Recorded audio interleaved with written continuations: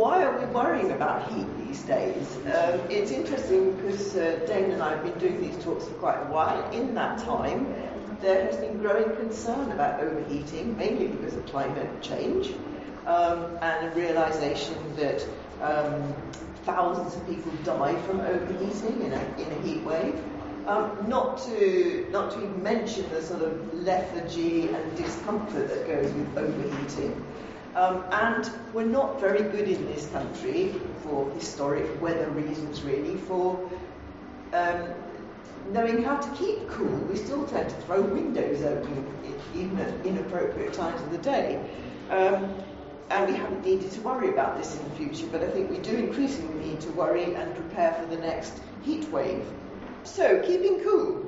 What can we learn from hot climates? It always surprises me. People go to Spain and the south of France, etc., for holidays, but they don't seem to notice how people in the south of France and Spain regulate their lives. It's very different from us. And one of them, of course, is timing your activities.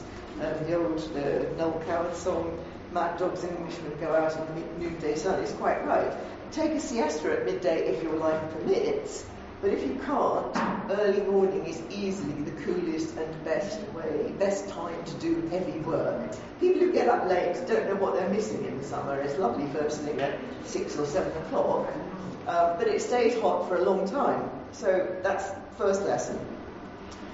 Keep an eye on relative temperatures. Don't open your windows at noon when it's actually hotter outside than inside. And again, you'll notice from our friends on the continent that they don't do that. When it's hotter outside than in, and it's not that difficult to tell, you've only got to step out the back door.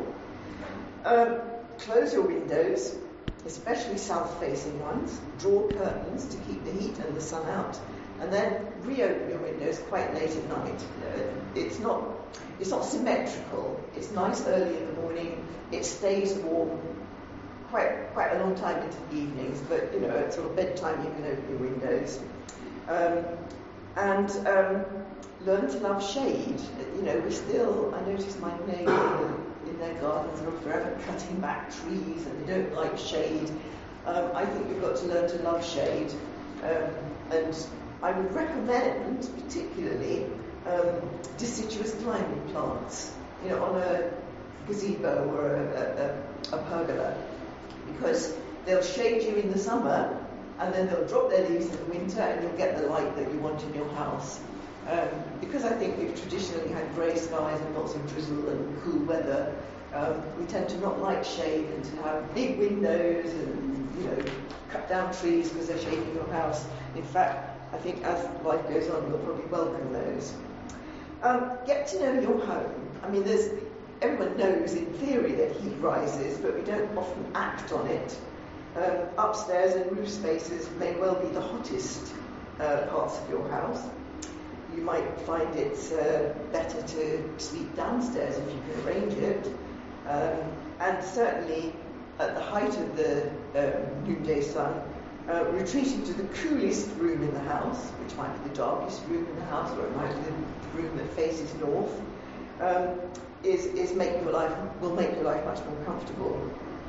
You need to pay special attention to south-facing rooms and windows. I think again on the continent you probably wouldn't have huge expanses of glass facing south. You do here because we're still learning how to cope with heat, I think. And one thing, and we've had quite a lot of myth busting this morning, it is not true that insulating your house will make it hotter in the summer. And you've only got to think, if you were taking a nice cold bottle of wine to your friend's house for lunch, what would you do to keep it cool? Any suggestions? Yes. You drink it, perhaps. But yes, you insulate it basically. You wrap it in something to keep it cool. And as I say, all the insulation that everyone's been talking about is going to keep your house warm in the winter, will also help to keep it cool in the summer. I'm going to talk about a few feasible home improvements. You could consider low emissivity window film, which has been mentioned in the context of keeping homes warm. It will also help to keep it cool.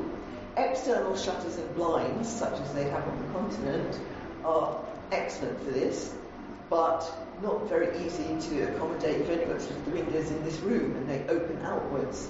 That would not work if you had an external shutter.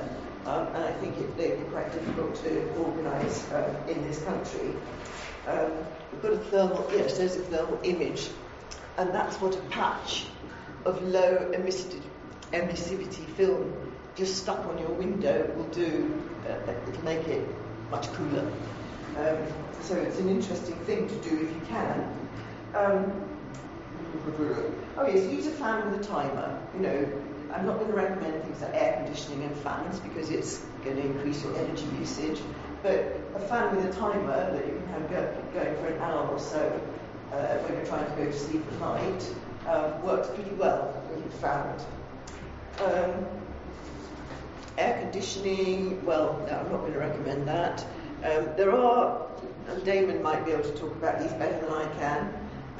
You can get sort of warm air heating systems that will also blow cold air around your house. But again, if you haven't got them, it's probably a step too far to actually even start that kind of improvement.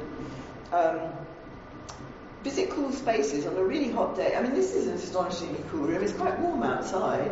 It must be really well insulated, I think, because it's actually, I've been feeling cold. With the sweat of teenagers. I don't know, but anyway, I reckon this is quite a well insulated room. Drink lots, save water, take showers rather than baths, use grey water in the garden. There are all those sorts of things that I think pretty soon we're going to have to be thinking about doing this summer because we've had very little rain recently.